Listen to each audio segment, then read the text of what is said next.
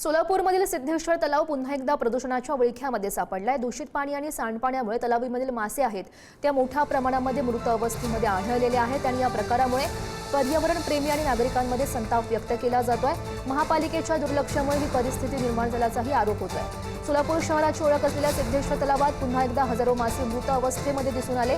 तलावातील पाणी हिरवट आणि दूषित झाल्याने ऑक्सिजनची कमतरता निर्माण झाली। माशांचा मृत्यू झाल्याचं सांगितलं जातं। सिद्धेश्वर महाराज तलाव परिसरामध्ये आता प्रदूषणाचा विळखा जो आहे तो या ठिकाणी जाणवत असल्याचं चित्र आपल्याला दिसून येते।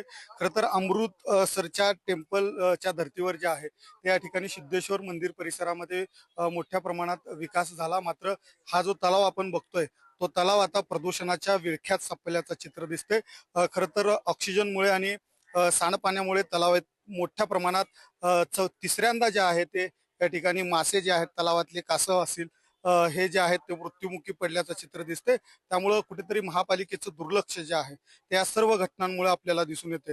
खरं तर सिद्धेश्वर तलावात हजारो मासे जे आहेत ते मृत पावल्याची घटना घडलेली आहे आणि त्यामुळे जे आहे ते पर्यावरण प्रेमी जे आहेत ते आक्रमक झाल्याचं चित्र दिसते। खरं तर कायम स्वरूपाची योजना करावी अशी मागणी आहे।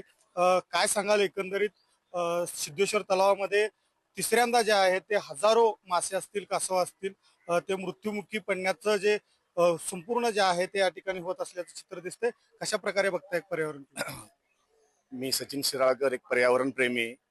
आज आम्ही सकाळी मॉर्निंग वॉक करत असताना, कारण सोलापूरमध्ये एकच असं सिद्धरामेश्वर टेम्पल आहे आणि मॉर्निंग वॉक आहे मोठा, की जेणेकरून सोलापूरचा ग्रामदैवत सिद्धरामेश्वर महाराज यांच्या पावननगरीमध्ये जे गोल्डन टेम्पल म्हणून सोलापूरचं प्रसिद्ध आहे सिद्धेश्वर तलाव, या ठिकाणी सकाळच्या वेळेस हजारो मासे मृत्युमुखी पडले होते।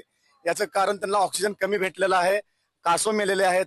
तसंच बघायला गेलं तर हे सोलापूरची तिसऱ्यांदी घटना घडलेली आहे। यामुळे मी महापालिकेचा जाहीर निषेध करतो की एवढा खर्च करून महापालिकेकडे दुर्लक्ष करते। सांडपाणी जे बाहेरचं पाणी आहे शहरातलं ते यात सोडण्यात गेलेलं आहे व तसंच कचरा असेल, घन कचरा असेल, इथं देखरेखला कुणीही माणूस नसते, काय नसते, कुणी काय त्या आतमध्ये तलावामध्ये काही टाकते। सोलापूर शहर एवढं मोठं असताना तुम्ही महापालिकेत 104 नगरसेवक असताना लक्ष देत नाही। आता तर महापौर आहे, एवढ्या दिवस महापौर नव्हते। महापौरांनी याकडे तात्काळ लक्ष दिलं पाहिजे, अन्यथा हे पर्यावरण प्रेमी शांत बसणार नाही। अनिकेत गायकवाड, पुढारी न्यूज, सोलापूर।